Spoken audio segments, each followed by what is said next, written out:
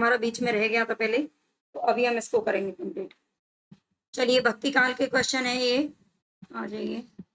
रसखान की रचना इनमें से कौन सी रचना नहीं, कौन सी नहीं है? तो रसखान की रचना कौन सी नहीं है? प्रेम वाटिका, दान लीला, सुजान रसखान, केली माधुरी। तो ये तीनों रचना इन्हीं की है, ठीक है, तीनों रचना इन्हीं की है। दान लीला को याद रख लेना, ये रसखान की भी रचना है दान लीला, है ना। और ये किसकी है? नरोत्तम दास की भी है ना, नरोत्तम दास की भी है दान लीला। लेकिन जो केली माधुरी है वो इनकी रचना नहीं है। फिर ये केली माधुरी किसकी रचना है? तो रूप गोस्वामी के शिष्य थे अली माधुरी, है ना। अली माधुरी इनके शिष्य थे, किसके? रूप गोस्वामी के, उन्होंने ही लिखा था, ठीक है। आवाज ठीक आ रही है? आवाज ठीक आ रही है? मैं एक्चुअली सो के जगी हूँ आज, है ना। मैं अभी 10-15 मिनट ही पहले सो के जगी थी, इसीलिए आज 15 मिनट का टाइम था ना जो वो बाद का दिया था। आगे बताइए, निम्बार्क संप्रदाय में निम्बार्काचार्य को किसका अवतार माना जाता है?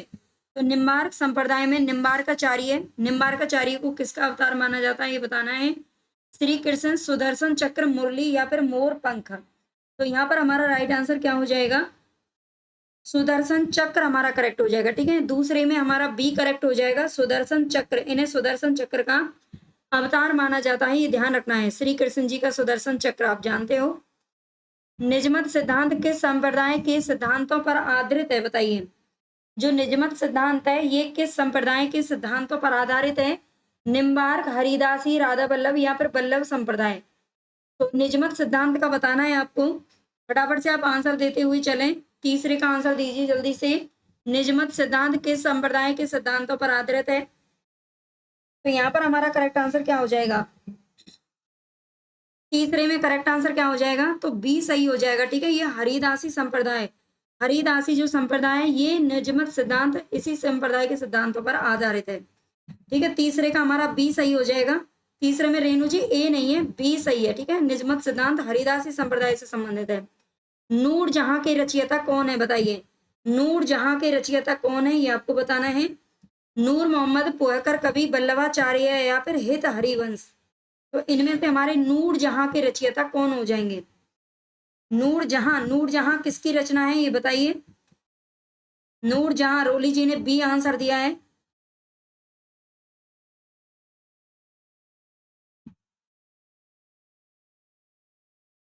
नूर जहां के रचयिता कवि कौन है? तो करेक्ट आंसर हमारा यहाँ पर क्या हो जाएगा? पोहकर कवि की है ये रचना, ठीक है। नूर जहां, नूर मोहम्मद नहीं करना है, ठीक है। नूर मोहम्मद नहीं करना है, ये क्या करना है? पोहकर कवि, ये पोहकर कवि की रचना है, ये ध्यान रखना है, ठीक है। पोहकर कवि की रचना है। आगे चलते हैं। अष्टछाप के कवि किस मंदिर में कीर्तन सेवा करते थे? तो अष्टछाप के कवि, अष्टछाप की स्थापना आप जानते हो, वल्लभाचार्य के जो पुत्र थे, है ना, विठलाचार्य, विठलाचार्य ने किए थे। ऑप्शन नहीं है, किसके ऑप्शन नहीं है डियर?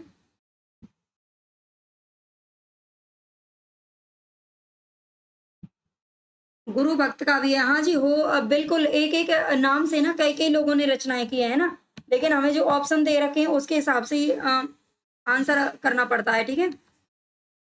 ये ध्यान रखना है। तो श्रीनाथ जी के मंदिर में क्या करते थे, ये ध्यान रखना है। सभी में नहीं है, श्रीनाथ जी के मंदिर में। और ये कहाँ पर पड़ता था ये श्रीनाथ?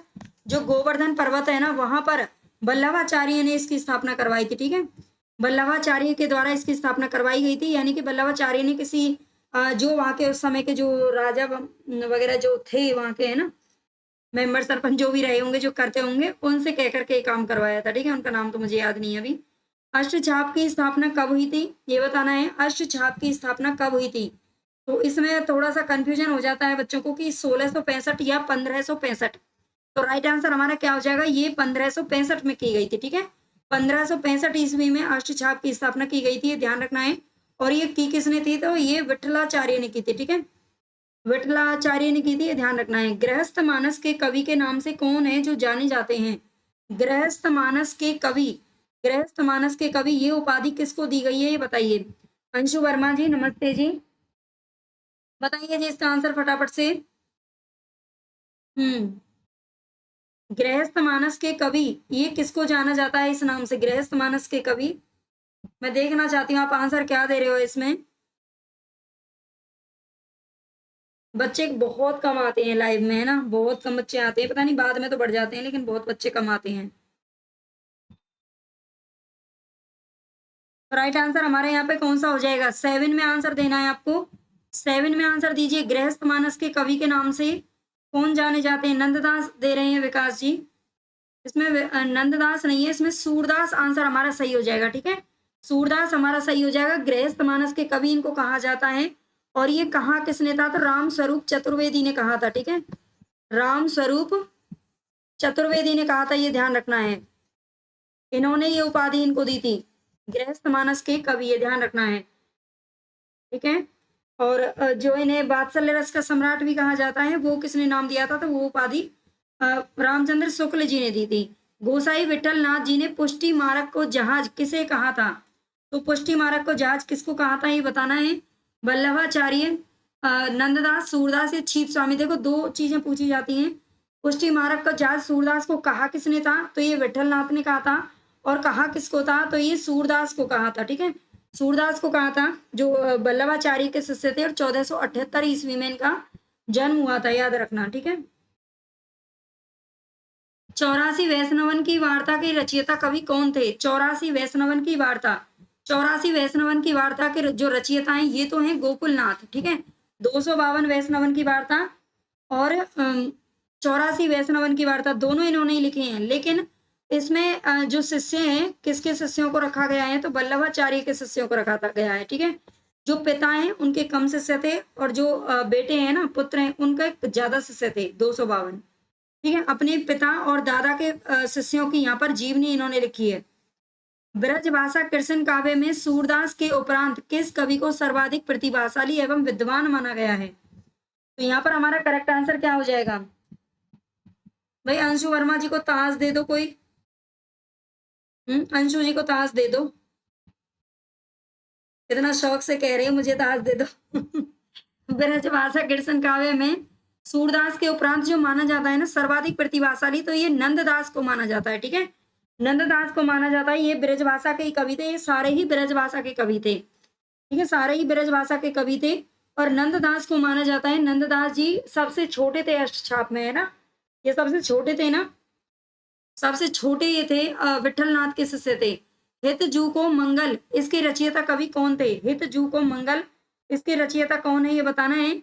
छीत स्वामी, सूरदास, चतुर्भुज दास या हित हरिवंश। हित जू को मंगल, ये जो रचना है वो किसकी है? हित जू को मंगल, बताइए।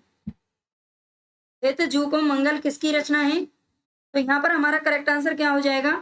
11 में आपको आंसर देना है, चतुर्भुज दास का है ये। ठीक है, ये चतुर्भुज दास का है, ये ध्यान रखना है। 11 में सी हमारा बिल्कुल सही है। जैस्मिन जी ने आंसर दिया है सबसे पहले, वेरी गुड।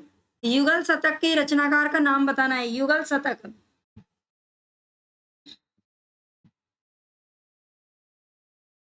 और रेणु जी, ताज उनके लिए होता है जो जिनका कमेंट सबसे ज्यादा पढ़ता है ना ये कंप्यूटर, और जिसके कमेंट सबसे ज्यादा रहते हैं, जो सबसे पहले आता है, सबसे पहले आता है, सबसे पहले तो उसी को मिल जाता है ना। फर्स्ट सेकंड थर्ड 3 बच्चों को मिलता है, और फिर बाद में एक से हटकर दूसरे पे चला जाता है, दूसरे से हटकर तीसरे पे, वो इसलिए जिसके सबसे ज्यादा कमेंट होते हैं। तो इसलिए आप ज्यादा जल्दी जल्दी कमेंट किया करो। ठीक है, जिसको भी ताज लेना है। ठीक है, अंशु जी चलिए बताइए, युगल शतक के रचनाकार का क्या नाम है? तो राइट आंसर हमारा क्या हो जाएगा? श्री भट्ट। युगल शतक किसकी रचना है? तो ये श्री भट्ट की रचना है, ये ध्यान रखना है। प्रपन्न कल्पवल्ली ग्रंथ के रचयिता कौन है? प्रपन्न कल्पवल्ली जो ग्रंथ है वो किसका है? तो राइट आंसर हमारा यहाँ पर कौन सा हो जाएगा?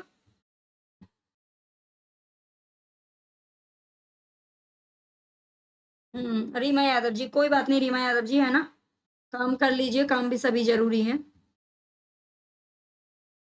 तो राइट आंसर हमारा यहाँ पर हो जाएगा निम्बार्काचार्य। ठीक है, प्रपन्न कल्पवल्ली किसकी रचयिता है? तो ये निम्बार्काचार्य की है। ठीक है, चैतन्य संप्रदाय के दार्शनिक मत को क्या कहा जाता है? चैतन्य संप्रदाय का जो दार्शनिक मत है उसे क्या कहा जाता है? अंशु वर्मा जी, नेटवर्क प्रॉब्लम है।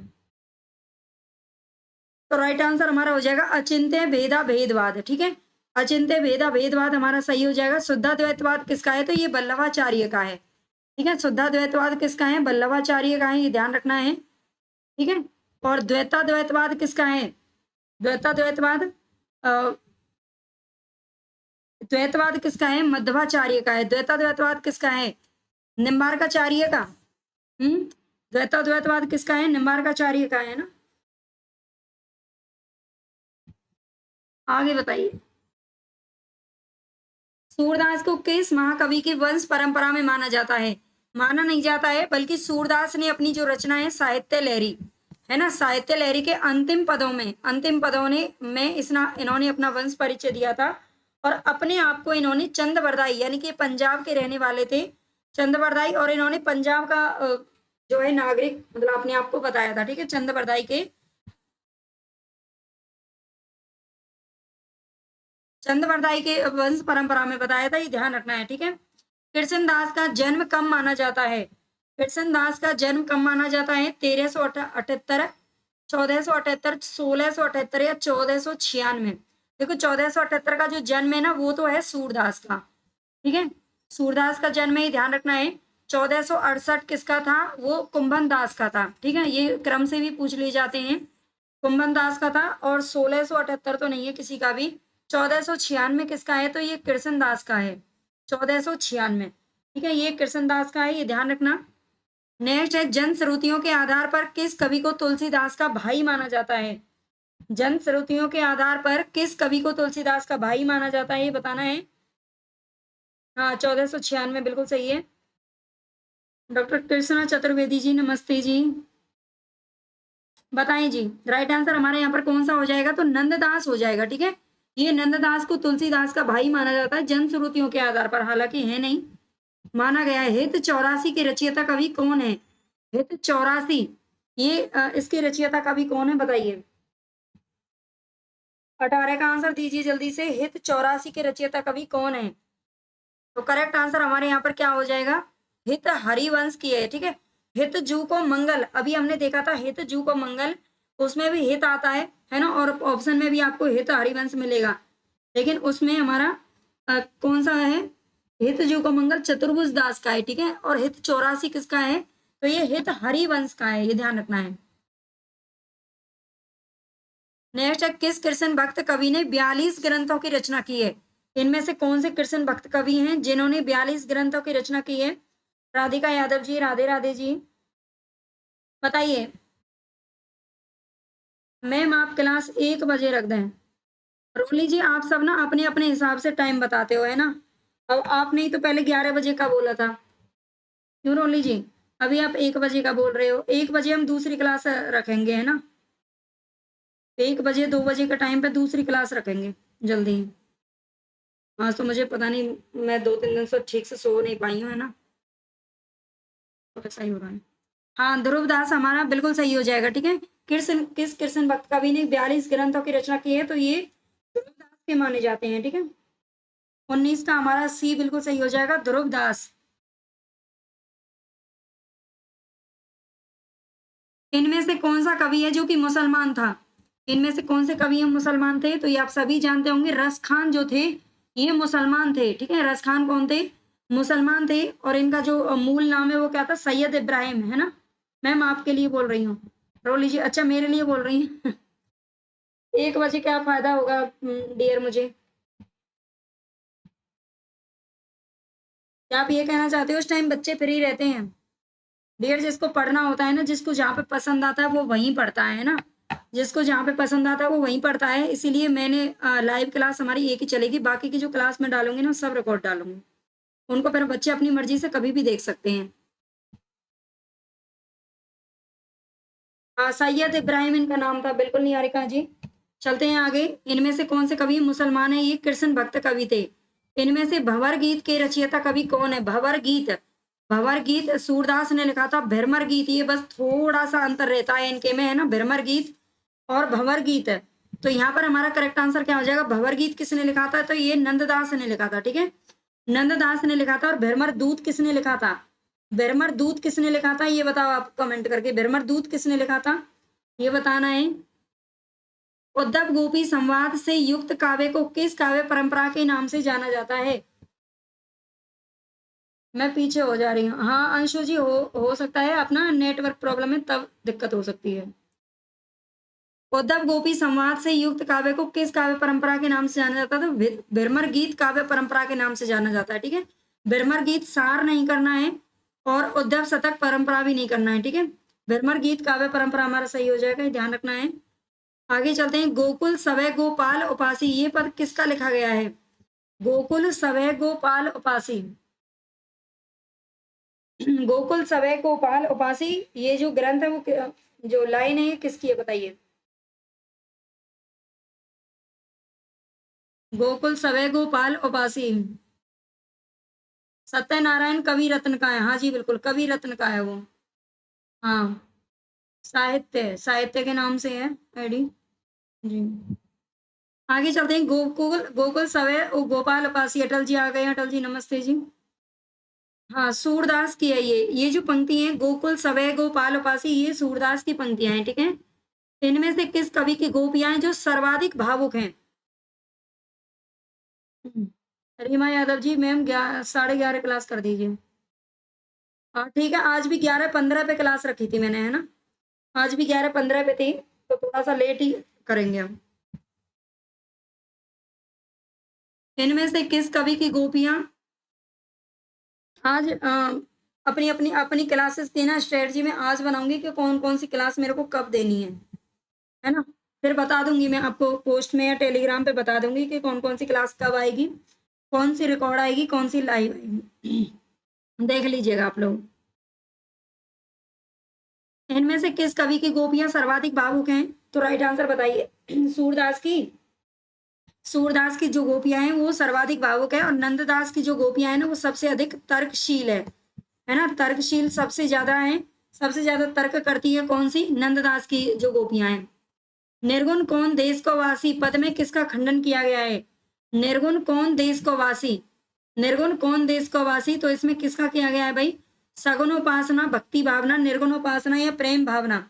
हाँ, चतुर और तार्किक थी बिल्कुल। नंददास की वाचाल थी। आपकी जन्म में। प्रियंका चौहान जी नमस्ते जी।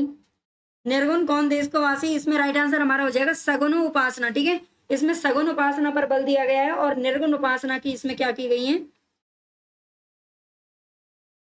मतलब उस पर तर्क किया गया है कि निर्गुण कौन देश का वासी है ना। मैम ग्रामर भी रखा कीजिए जी। विकास जी, ग्रामर की अलग क्लास लूंगी, है ना? ग्रामर के कुछ क्वेश्चन में अलग से रिकॉर्ड करके डाला करूंगी, आप देख लिया कीजिए। और आप लोगों को देखो तैयारी करनी है ना, सच में आप लोगों को इतना विश्वास है कि मैं आपके लिए मतलब कर रही हूँ, ठीक, तो आप रिकॉर्डेड क्लास को जरूर देखा करें। वात्सल्य एवं श्रृंगार का सम्राट किस कवि को कहा जाता है? ठीक है, ग्रामर की जो क्लास में उसी तरीके से करूंगी इसको। नमस्ते जी संगीता सिंह जी। वात्सल्य एवं श्रृंगार का जो सम्राट है वो कहा जाता है सूरदास को, ठीक है। सूरदास को कहा जाता है, ये आपको पता होगा। साहित्य लहरी के रचयिता कवि कौन है? तो ये भी सूरदास हैं, ठीक है। सूरदास है, ध्यान रखना है। कुछ क्वेश्चन बहुत इजी भी होते हैं ना, कुछ थोड़े से कठिन भी होते हैं। सूरदास के दृष्टिकूट पद ये किस ग्रंथ में संकलित है? तो 118 दृष्टिकूट पद है, ठीक है। और ये किस ग्रंथ में है? दृष्टिकूट पद इनके किस ग्रंथ में है? अंजना जी गुड मॉर्निंग जी। सूरदास के दृष्टिकूट पद किस ग्रंथ में संकलित हैं? सूर सागर, साहित्य लहरी या सूर सारावली? तो 28 में हमारा करेक्ट आंसर क्या हो जाएगा बताइए? 28 में करेक्ट आंसर क्या हो जाएगा? 28 में बी, साहित्य लहरी में, ठीक है। ये 118 दृष्टिकूट पद इसमें रखे गए हैं साहित्य लहरी में। सूरदास का जन्म स्थान डॉक्टर नगेंद्र ने किस स्थान पर माना है? सूरदास ने अपने आप को वैसे चंद बरदाई के वंश परंपरा में बताया है, और वो पंजाब के रहने वाले थे, ठीक है। लेकिन डॉक्टर नगेंद्र ने कहाँ पर माना है? तो ये सी पारसौली रुनकता, देखो जो ये तीनों स्थान है ना, तीनों इन्हीं से ही संबंधित है ना, तीनों संबंधित हैं। सूरदास के अलग अलग लोगों ने अलग अलग माने हैं, लेकिन यहाँ पर डॉक्टर नगेंद्र की बात हो रही है, तो इन्होंने कहाँ पर माना है? सीही में माना है, ठीक है। सीही में माना है, ये ध्यान रखना है। सूरदास की भक्ति भावना किस वर्ग के अंतर्गत आती है? सूरदास की भक्ति भावना, तो देखो माधुर्य भाव की तो जो मीराबाई थी उनकी माधुर्य भाव की थी, दास्य भाव की किसकी थी? तुलसीदास की थी। तो सूरदास की भक्ति भावना किस वर्ग के अंतर्गत आती है? सूरदास का बताइए, 30 में आप आंसर दीजिए। 30 में आंसर देना है कंचन जी, ये दे रही है 30 में दास्य। 30 में बी सही है, सख्य भाव की थी, ठीक है। सखी, सखी भाव यानी कि दोस्त, ठीक है, दोस्त फ्रेंड जिसको बोलते हैं सखी। सूर सागर किसी चली आती हुई गीत काव्य परंपरा का, चाहे वे मौखिक ही रही हो, पूर्ण विकास सा प्रतीत होता है, ये कथन किसका है? सूर सागर किसी चली आती हुई गीति काव्य परंपरा का, चाहे वह मौखिक ही रही हो, पूर्ण विकास सा प्रतीत होता है। तो यहाँ पर हमारा राइट आंसर कौन सा हो जाएगा?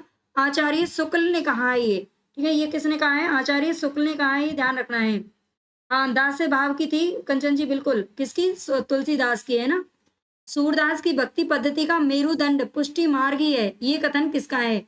सूरदास की जो भक्ति पद्धति है उसका मेरुदंड पुष्टि मार्ग को किसने बताया है? बताइए।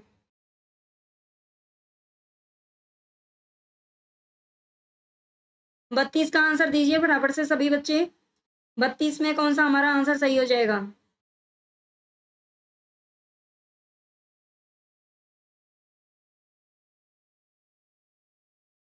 32 में डी। 32 में डी दे रहे हैं सभी, है ना। 32 में डी बिल्कुल सही है ना। अगर कोई और भी होते ना तब भी आप इसी को देते हैं ना। अगर इनमें से कोई और महानुभाव होते तब भी आप शुक्ल बाबा की तरफ ही झुकते हो। इसमें आचार्य शुक्ल हमारा सही हो जाएगा। जा पर दीनानाथ ढरे इस पद में किस प्रकार की भक्ति है? जा पर दीनानाथ ढरे इस पद में किस प्रकार की भक्ति है? दास्य भाव, पुष्टि मार्ग, माधुर्य भाव, सख्य भाव। बताइए। जा पर दीनानाथ ढरे, जिस पर दीनानाथ मेहर करते हैं ना, है ना, वही इंसान चमकता है तारों की तरह, है ना, सूर्य की तरह। 33 का आंसर बताइए। जा पर दीनानाथ डरे इस पद में किस प्रकार की भक्ति है? तो पुष्टि मार्ग, ठीक है, पुष्टि मार्ग की भक्ति है, ये बता, ठीक है। पुष्टि मार्ग हमारा सही हो जाएगा। नंददास की सर्वश्रेष्ठ कृति इनमें से कौन सी है? नंददास की सर्वश्रेष्ठ कृति इनमें से कौन सी है? तो रास पंचाध्यायी। रास पंचाध्यायी सब सर्वश्रेष्ठ है या बबर गीत? बताओ, दोनों ही दे रखे हैं यहाँ पर। तो यहाँ पर हमारा करेक्ट आंसर कौन सा हो जाएगा? नंददास की सर्वश्रेष्ठ कृति इनमें से कौन सी है? तो ये रास पंचाध्यायी है, ठीक है। रास पंचाध्यायी जो कि रोला छंद में लिखी गई है और इसी के कारण इन्हें जड़िया कवि की उपाधि दी गई थी, ठीक है। रामचंद्र शुक्ल ने इनको जड़िया कवि की उपाधि दी थी, किसके कारण? रास पंचाध्यायी के कारण ही दी थी, ये भी ध्यान रखना है। नंददास ने किस ग्रंथ में रासलीला की आध्यात्मिक व्याख्या करते हुए कृष्ण, वृंदावन, मुरली, गोपी आदि को प्रतीक मानकर आध्यात्मिकता से जोड़ा है? नंददास ने अपना कौन सा ग्रंथ ऐसा लिखा है जिसमें रासलीला की व्याख्या की है और इन सभी चीजों को किससे जोड़ा है? तो आध्यात्मिकता के साथ में जोड़ा है। और कवि गढ़िया, नंददास जड़िया। हाँ जी, बिल्कुल। संगीता सिंह जी, कड़िया कवि नहीं डियर, जड़िया कवि कहा था। है ना, लिख गया होगा, गलती से हो जाता है। चलो, तो राइट आंसर हमारा 35 में बताइए। 35 में बी दे रहे हैं, सिद्धांत पंचाध्यायी। वेरी गुड, सिद्धांत पंचाध्यायी हमारे यहाँ पर सही हो जाएगा, ठीक है। ए नहीं है 35 में, विवेक मिश्रा जी, विवेक जी इसमें ए नहीं होगा, बी सही हो जाएगा, सिद्धांत पंचाध्यायी, ठीक है। इसमें इन्होंने रासलीला की आध्यात्मिक व्याख्या की है। नंददास ने प्रेमाख्यानक काव्य परंपरा के किस ग्रंथ की रचना की है? बताइए। नंददास ने प्रेमाख्यानक काव्य परंपरा के किस ग्रंथ की रचना की है? तो रूप या रस, देखो दोनों ही यहाँ पर दे रखी है। मैं हमेशा आपको बोलती हूँ जो नायक नायिका भेद से संबंधित होती है ना, उसमें रूप या रस ये दो नाम ज्यादा आते हैं ना। संगीता सिंह, हाँ जी, टाइपिंग मिस्टेक हुआ होगा। मिथिलेश वर्मा जी, प्रणाम जी। मिथिलेश वर्मा जी, एक दिन भी टाइम से नहीं आती हो आप, है ना। और उस दिन जब टाइम चेंज कर रहे थे तो नहीं मैम, 11 बजे का ही रखना, 11 बजे का मैं डेली आती हूँ। ये गलत बात है बहुत ज्यादा। तो राइट आंसर बताइए यहाँ पर, रूप मंजरी होगा या रस मंजरी?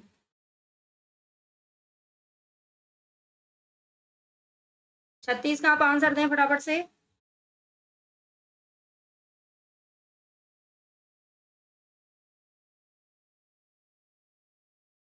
रूप मंजरी हमारे यहाँ पर करेक्ट हो जाएगा, ठीक है। रूप मंजरी, नंददास ने प्रेमाख्यानक काव्य परंपरा के किस ग्रंथ, प्रेमाख्यानक आप जानते हो जो सूफी कवियों ने लिखे थे, है ना। इनमें से कौन सा ग्रंथ है जो कि नंददास का नहीं है? इनमें से कौन सा ग्रंथ नंददास का नहीं है? नंददास का कौन सा ग्रंथ नहीं है? प्रेम बारह खड़ी, ये नंददास का है। श्याम सगाई भी इन्होंने नहीं करवाई थी, है ना। नंददास नहीं करवाई थी, पर नंद उनके पिता थे ना, तो श्याम की सगाई तो वही करवाएंगे। और माधवानल का रुकमणी मंगल भी इन्हीं की है, नंददास जी की। लेकिन माधवानल काम कंदला इनकी कवि, इनकी जो रचना है वो नहीं है, ठीक है। उनकी रचना, हाँ, रोली जी तो बिल्कुल टाइम से आती हैं, टाइम की बहुत ज्यादा पंचुअल है रोली जी, बहुत बढ़िया, टाइम से ही आती हैं। हाँ जी, हाँ, रूप मंजरी मिथिलेश वर्मा जी, रूप मंजरी होगा। आलम कवि की है ये, है ना। माधवानंद कामकंदला किसकी है? आलम कवि की है, ये ध्यान रखना है, इनकी नहीं है। वैसे और भी किसी ने लिखी थी, है ना। आलम के अलावा और भी 2-3 नाम इसमें आते हैं। बिरमर गीत का मूल प्रेरणा स्रोत कौन सा पुराण है? जो बिरमर गीत परंपरा जो लिखी गई है, उसका मूल प्रेरणा स्रोत कौन सा है? श्रीमद् भागवत पुराण, नारद पुराण, शिव पुराण, हरिवंश पुराण। तो कौन सा हमारा यहाँ पर सही हो जाएगा? 38 में बताइए। 38 में हमारा राइट आंसर कौन सा हो जाएगा? श्रीमद् भागवत पुराण, ठीक है। बिरमर गीत का जो मूल प्रेरणा स्रोत है वो कौन है? श्रीमद् भागवत पुराण है, ये ध्यान रखना है। इसके 10वें स्कंद से इसकी रचना ली गई है। हाँ, गणपति ने लिखा है, बिल्कुल।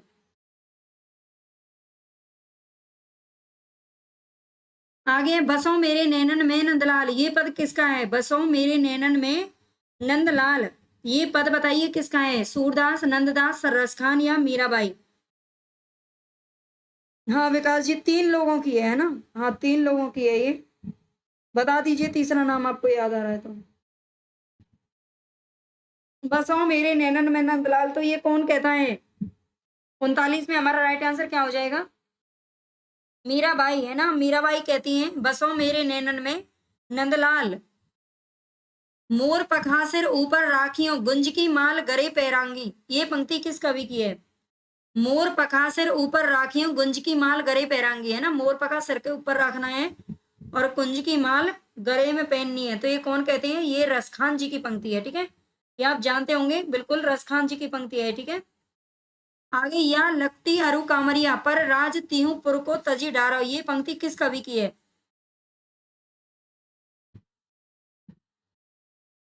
रेणु जी, प्रश्न ज्यादा कठिन तो नहीं है? रेणु जी, आपके काम के हैं कि नहीं है? बताएं। या लपटी अरु कामरिया पर राज तिहु पुर को, ये हमारी जो पंक्ति है वो किसकी है? बताइए। 41 में ए बिल्कुल सही हो जाएगा। ये रसखान की पंक्ति है, ठीक है। ये रसखान की पंक्ति है। रजनी जी नमस्ते जी, छवि शंकर जी नमस्ते। और कौन आई थी अभी? सिमरन जी सत श्री अकाल जी, है ना। सूर सागर का काव्य रूप क्यों क्या है? अभी दिखाई दिए मुझे ये तो। हाँ बढ़िया है, ठीक है जी। सूर सागर का काव्य रूप क्या है? सूर सागर क्या एक प्रबंध काव्य है, महाकाव्य, खंड काव्य, गीति मुक्त काव्य है? बताइए, 42 में आंसर दीजिए फटाफट। सूर सागर का जो काव्य रूप है वो किस प्रकार का है? ये इन तीनों में से कोई भी नहीं है, गीति मुक्तक काव्य है, ठीक है। गीति मुक्तक काव्य है, ये ध्यान रखना है। गीति मुक्तक काव्य हमारा सही हो जाएगा। नंददास की किस कृति पर मुग्ध होकर उन्हें जड़िया कवि की उपाधि दी गई है?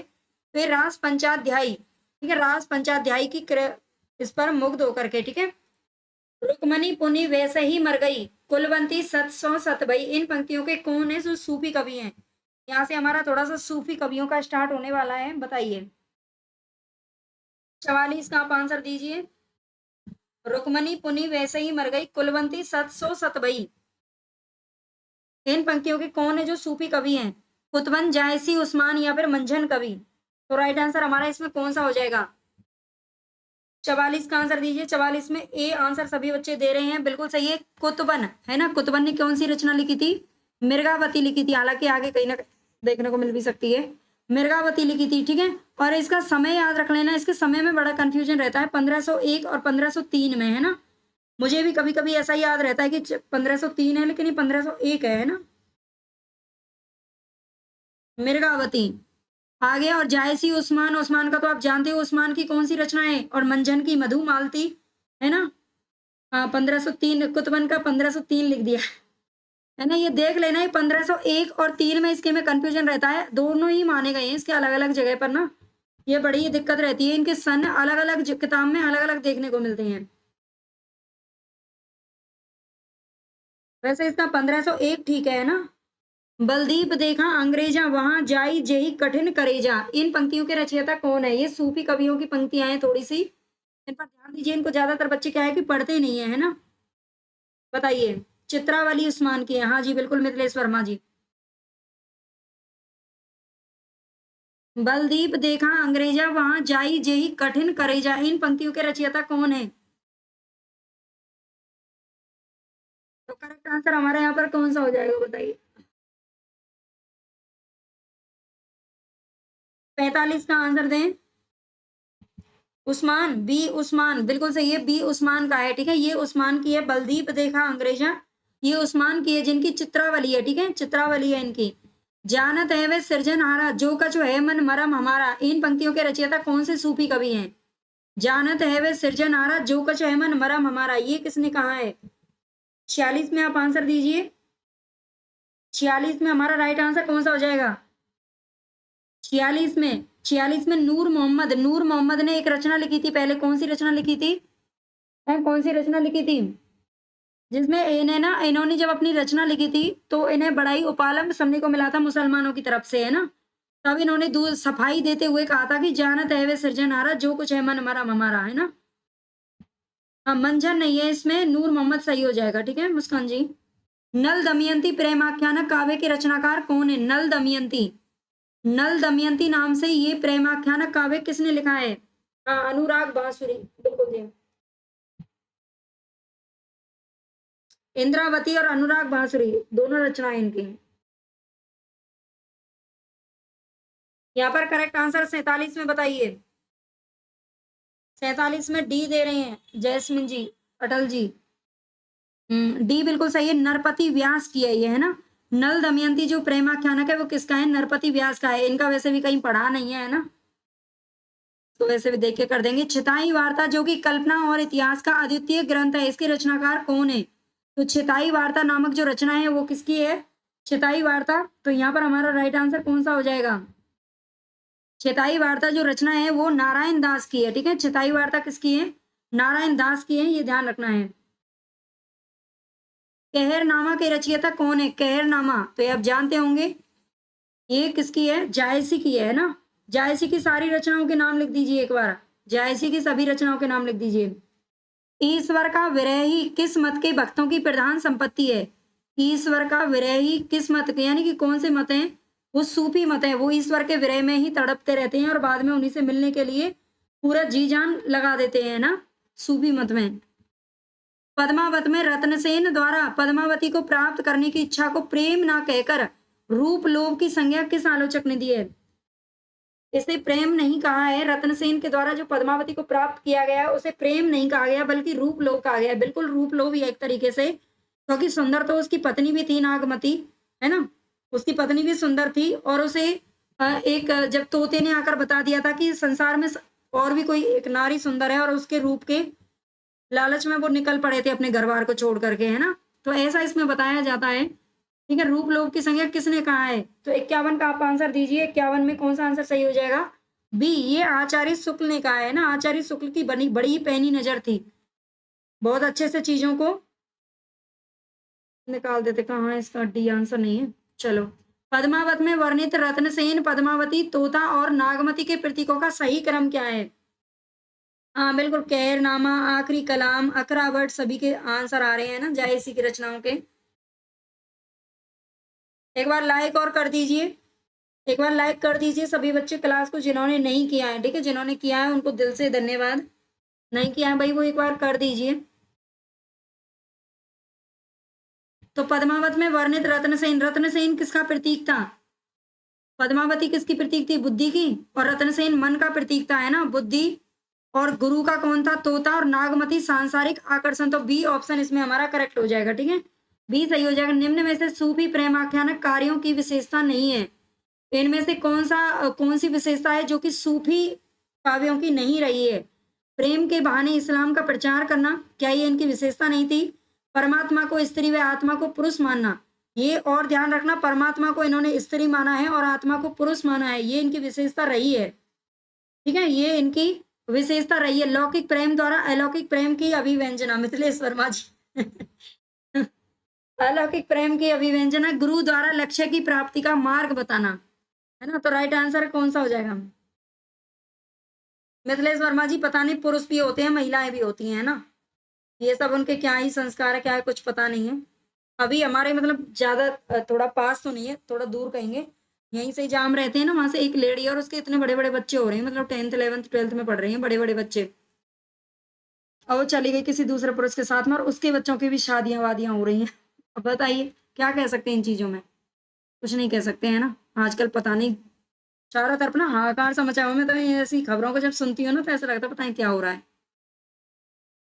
तो इनकी विशेषता कौन-सी नहीं है? गुरु के द्वारा लक्ष्य की प्राप्ति का मार्ग बताना, लौकिक प्रेम द्वारा अलौकिक प्रेम की अभिव्यंजना। तो देखो इसमें जो विशेषता इन्होंने हालाँकि इनकी विशेषता रही होगी लेकिन प्रेम के बहाने इस्लाम का प्रचार करना, ये इनकी विशेषता नहीं है, है ना? इसमें डी नहीं है, इसमें ए सही हो जाएगा। गुरु द्वारा लक्ष्य की प्राप्ति का मार्ग बताना ये तो सही है ना? प्रेम के बहाने इस्लाम का प्रचार करना ये इनकी विशेषता नहीं है, ये कहा जाता है क्योंकि ये नेगेटिव पॉइंट जा रहा है। और जो नेगेटिव पॉइंट होता है ना वो परीक्षा की दृष्टि से हमेशा ही हमारा क्या होता है? गलत होता है, ये ध्यान रखना। तो 53 में याद रखना है प्रेम के बहाने इस्लाम का प्रचार, हालाँकि भले ही इन्होंने किया हो, है ना? हालाँकि लेकिन इसमें हमारा नहीं है, ठीक है? हिंदी के सूफी प्रेमाख्यानक कार्यों का मूल उद्देश्य क्या है? उद्देश्य पूछ रहा है। अवतारवाद में विश्वास करना, ये तो अवतारवाद में विश्वास करते ही नहीं थे, है ना? प्रेम के उदात्त स्वरूप की स्थापना करना, प्रेम के बहाने सूफी मत का प्रचार करना, प्रतीकों के माध्यम से आध्यात्मिक भावना का प्रतिपादन करना। तो इनमें से कौन-सी विशेषता है जो कि जो मूल उद्देश्य रहा है सूफी प्रेम आख्यानों का बताइए? अपना बेटा और दूसरे की पत्नी सबको अच्छी लगती है। हाँ, रीमा यादव जी पता नहीं कुछ ही लोग होते हैं शायद ऐसे इस पृथ्वी पर ना। 54 आंसर बताइए। और इतने बड़े-बड़े बच्चों को छोड़ कर के जा रहे हैं आजकल बिल्कुल शर्म नाम की चीज़ नहीं है, है ना? उन बच्चों की दशा क्या होगी मैं तो सोच-सोच के भी पता है मतलब रूह ही काँपने लगती है अगर एक दिन के लिए भी हम अपने बच्चों को छोड़ के इधर-उधर नहीं जा सकते। 54 में आप आंसर दें बताएँ? प्रेम के उदात्त स्वरूप की स्थापना करना, ठीक है? प्रेम के उदात्त स्वरूप की स्थापना करना इसका क्या रहा है? मूल उद्देश्य रहा है, ये ध्यान रखना है। "होतइ दास परस भई लोना, धरती सरग भयउ अस सोना" ये पंक्ति किसकी है? बताइए। अटल पांडे जी आज ही तो ज़्यादा हो रही हैं ऐसे है ना?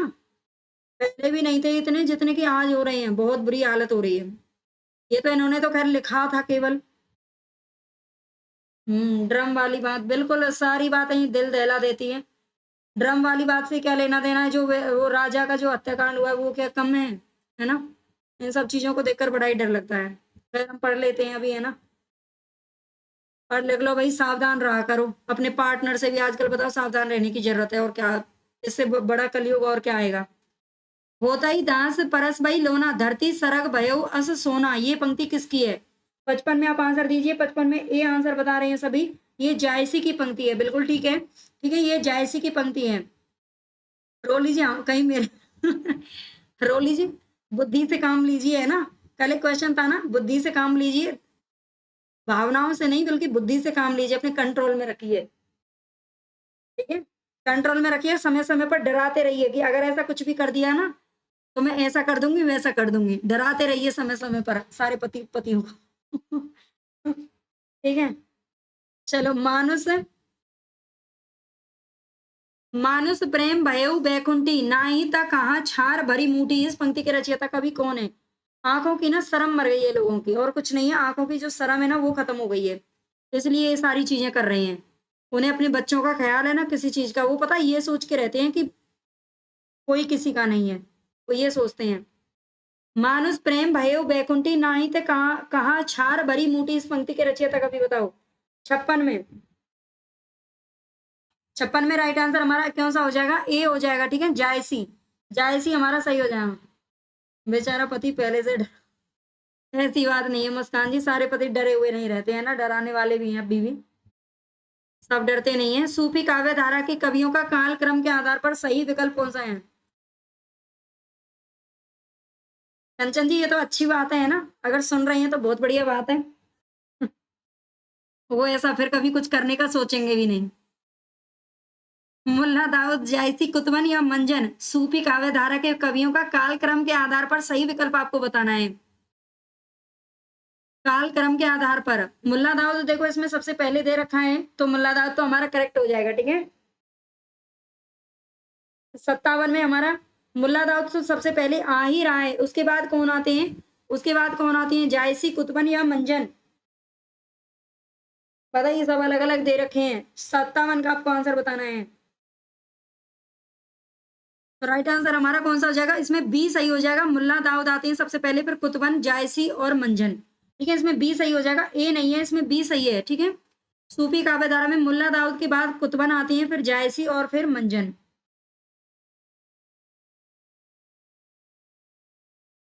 राम राम जपो सब रेणु जी।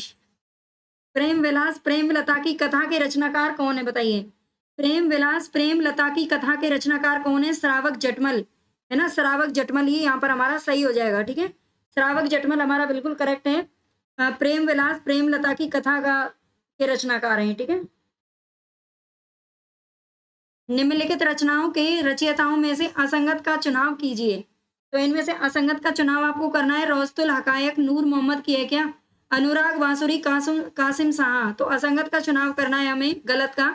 अनुराग बांसुरी कासिम शाह की नहीं है। ठीक है, अनुराग बांसुरी किसकी है? तो अनुराग बांसुरी आप सभी जानते हैं, ये नूर मोहम्मद की है। ठीक है, नूर मोहम्मद की है, ध्यान रखना।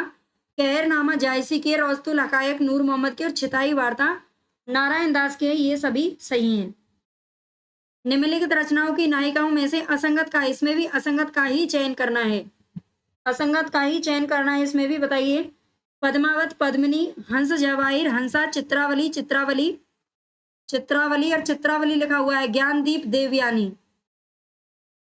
नायिकाओं में से असंगत चयन करना है। पद्मावत में क्या पद्मिनी है? हंस जवाहिर में हंसा है।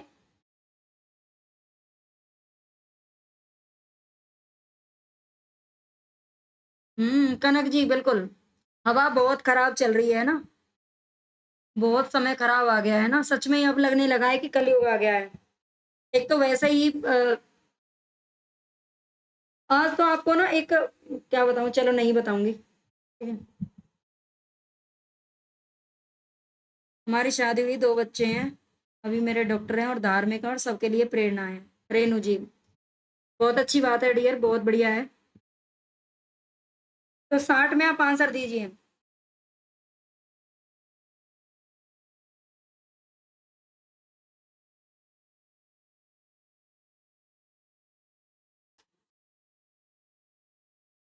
60 में बी आंसर बिल्कुल सही हो जाएगा। ठीक है, हंस जवाहिर में हंसा के नाम से नहीं है। ठीक है, बता दिया डियर, बता दिया। हंस जवाहिर में हंसा नहीं है। पद्मावत में आप जानते हो पद्मिनी है, चित्रावली में चित्रावली, और ज्ञानदीप में, जो कि शेख नबी की रचना है। ज्ञानदीप किसकी है? ये अभी तक आई नहीं है, इसको पढ़ लेते हैं।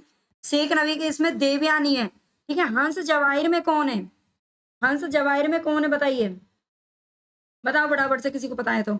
इनमें से सुजान,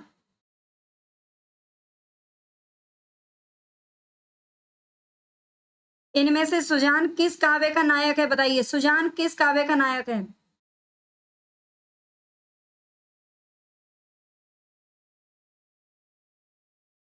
हाँ कनक जी, बिल्कुल सही बात है। गलत को सहन क्यों कर रहे हैं ना, गलत को सहन नहीं करना चाहिए, ये सही बात है। गलत को सहन मत करो, इंसल्ट भी मत करो, है ना। अगर कोई गलत बात लगती भी है तो उसे तुरंत कह दो। देखो, किसी भी रिश्ते का जो मेन, जो मजबूत जो नींव होती है ना, उसमें ये कि चाहे कोई भी रिश्ता हो, अगर उनकी कोई भी बात आपको गलत रह रही है ना, तो उसको चुप रहने की बजाय उनको समझाओ। ठीक है, आप सब पढ़े लिखे हो, सब जानते हो, है ना। मैं भी बिल्कुल अपने जीवन में यही चीजें करती हूँ अपने सभी रिश्तों को संभालने के लिए। मेरी चाहे किसी से कुछ भी बहस भी हो जाती है, लड़ाई भी हो जाती है, कुछ भी हो जाए, लेकिन मैं उसे तब तक निपटा ना लूँ ना, तब तक मैं चैन से नहीं बैठती, है ना। चाहे कितनी भी बड़ी गलतफहमी, अपने बीच में गलतफहमी कभी मत पनपने दो, यहीं से रिश्ते बिगड़ते हैं फिर। सुजान किस काव्य की नायिका है? अनुराग बांसुरी, चंद्रायन, चित्रावली या अखरावट? तो राइट आंसर हमारे यहाँ पर ये सुजान, घनानंद की सुजान कहाँ से आ गई बताओ? 61 में हमारा राइट आंसर कौन सा हो जाएगा? नायक पूछ रहा है, नायक किसका है? ठीक है, नायिका नहीं है ये। ठीक है, ये नायिका नहीं है, तो राइट आंसर हमारा कौन सा हो जाएगा? हाँ बिल्कुल, किसने बताया? 61 में सी बताया, चित्रावली का है। ठीक है, ये चित्रावली में है। चित्रावली का जो नायक है उसका नाम है सुजान। पद्मावत में अनुच्छेदों को क्या कहा गया है? पद्मावत में अनुच्छेदों को क्या क्या कहा गया है, ये बताना है। सर्ग, खंड, समय या फिर अंक? तो पद्मावत में क्या कहा गया है? समय कहा गया है ना। पद्मावत में समय कहा गया है ना, समय कहा गया है पद्मावत के अंदर, ये ध्यान रखना है। 62 में हमारा सी सही हो जाएगा। पद्मावत में 57 खंड। नहीं, समय पृथ्वीराज रासों में कहा गया है, ये खंड कहा गया है इसके अंदर तो, है ना? समय तो उसमें कहा गया है, समय पृथ्वीराज रासों में बोला गया है ना, है ना? इसमें खंड कहा गया है, खंड, इसमें 57 खंड है ना? इसमें 57 खंड है, ये ध्यान रखना। तो इसमें समय नहीं है, इसमें खंड है। हाँ, खंड है इसमें। वो समय पृथ्वीराज रासो और ये पद्मावती, ये दोनों ना एक जैसे लगते हैं। हाँ, 57 खंड है बिल्कुल। निम्न में से कौन सा है जो प्रेमाख्यानक काव्य नहीं है? इनमें से प्रेमाख्यानक कौन सा नहीं है? हंस जवारी, यूसुफ, जुलेखा, मृगावती या फिर अखरावट। तो राइट आंसर हमारे यहाँ पर कौन सा आ जाएगा? ओके जी, खंड कर दिया, है ना? वो ध्यान आ गया था 57 खंड के नाम से। करोड़ों में एक है।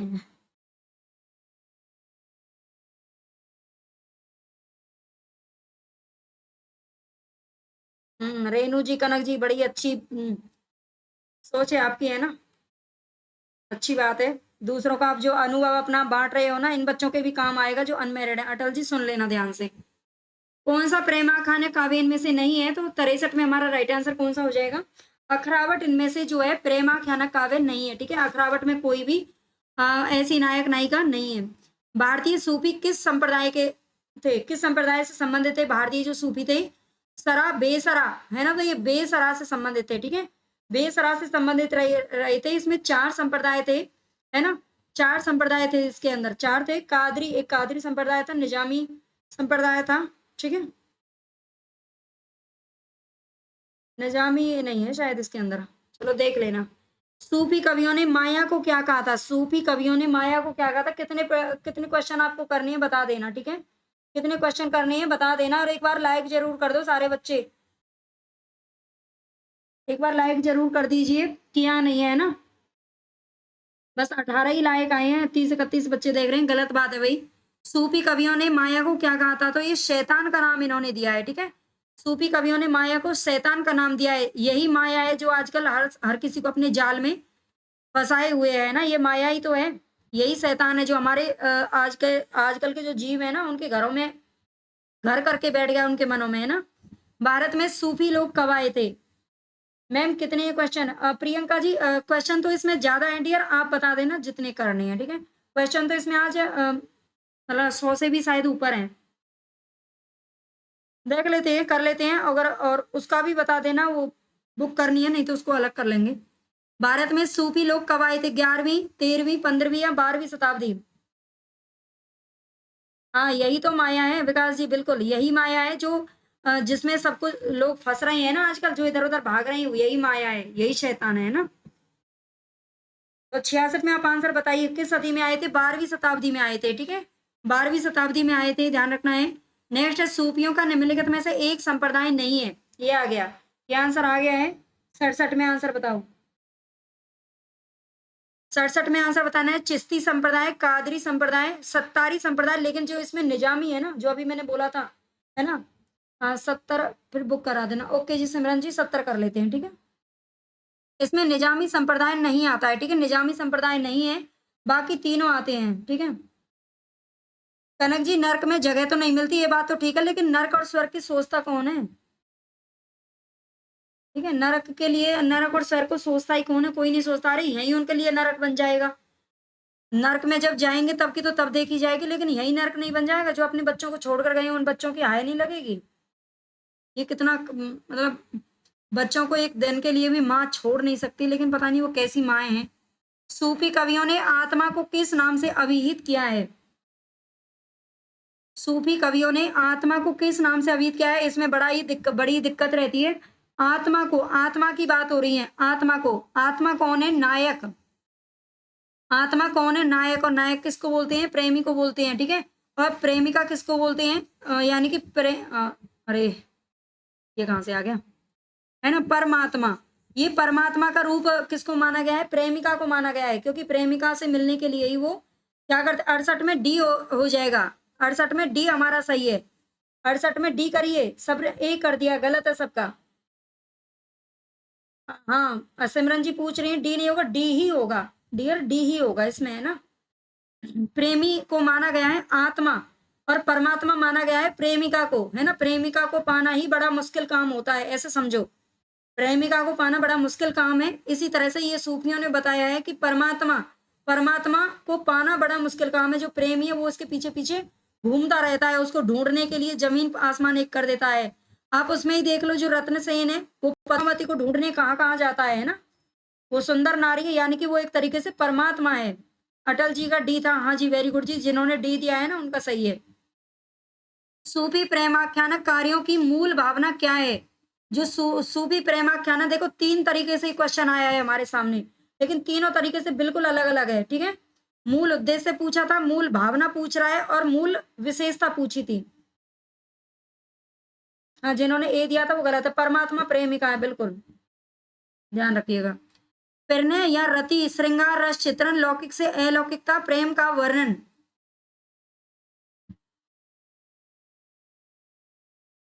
69 में हमारा राइट आंसर कौन सा हो जाएगा? सूफी प्रेमाख्यान कार्यों की मूल भावना आपसे पूछ रहा है, इसका आंसर दो। 69 में सी दे रहे हैं, लौकिक से अलौकिकता, प्रणय या रति, श्रृंगार, रस चित्रण। तो इसमें राइट आंसर सी हो जाएगा, लौकिक से अलौकिकता का वर्णन है, ठीक है। कल की ही घटना, अपने ही पति को जमीन में गाड़ कर। विकास जी बताओ, कितना खतरनाक काम है ये, है ना। वैसे भी आजकल ना नौकरी मिलना थोड़ा सा कठिन है। जो साधु महात्मा है उनकी बड़ी पूछ हो रही है। जितने भी लड़के हैं सब साधु बन जाओ जाकर के, अच्छा खाना मिलेगा, बढ़िया रहने को जगह मिलेगी, ठीक है। योगी बाबा का राज है। बताइए, विक्रम बेताल की कहानी किस रचना का कथा स्रोत है? बताइए। विक्रम बेताल की कहानी किस रचना का कथा स्रोत है? विक्रम बेताल की कहानी मिर्गावती, हंसावली, अकरावट या कानावत? तो राइट आंसर हमारा 70 में। भाई सच में ही मत बन जाना है ना, अपने माँ बाप के लिए सोचना। कहीं ये कहो कि हमारी मैम ने बोल दिया हम जाके बन जाते हैं, ऐसा बिल्कुल मत सोचना, कभी मत सोचना। हाँ, सूफी में प्रेम का वर्णन होता है, बिल्कुल। प्रेम का वर्णन है उसमें, प्रणय या रति भी है उसमें, है ना, लेकिन लौकिक से अलौकिकता की तरफ, ये उसका ज्यादा सही है, मूल भावना उसी की वही है। प्रेम बेताल की कहानी किस रचना का कथा स्रोत है? 70 में आप आंसर दीजिए। हंसावली, है ना, हंसावली इसमें हमारा सही हो जाएगा, हंसावली। चलिए, काफी है इतने, इतने क्वेश्चन काफी है ना। मुझे भी शादी नहीं करनी मैम। अरे अटल जी, नौकरी लग जाए ना, बढ़िया सी लड़की ढूंढना, और लड़की भी कैसी ढूंढना, जो पहले ही वही पूछ लेना, ठीक है। अब ये बताओ, अगर आप पहले पूछ भी लोगे और पूछ के अगर शादी कर लोगे, बुक करवाऊं क्या? बताओ, बुक के करवाऊं कुछ पेज? आप लोग भाग तो जाते हो। अरे यार, बुक तो मैंने खोली नहीं है, एक सेकंड रुको।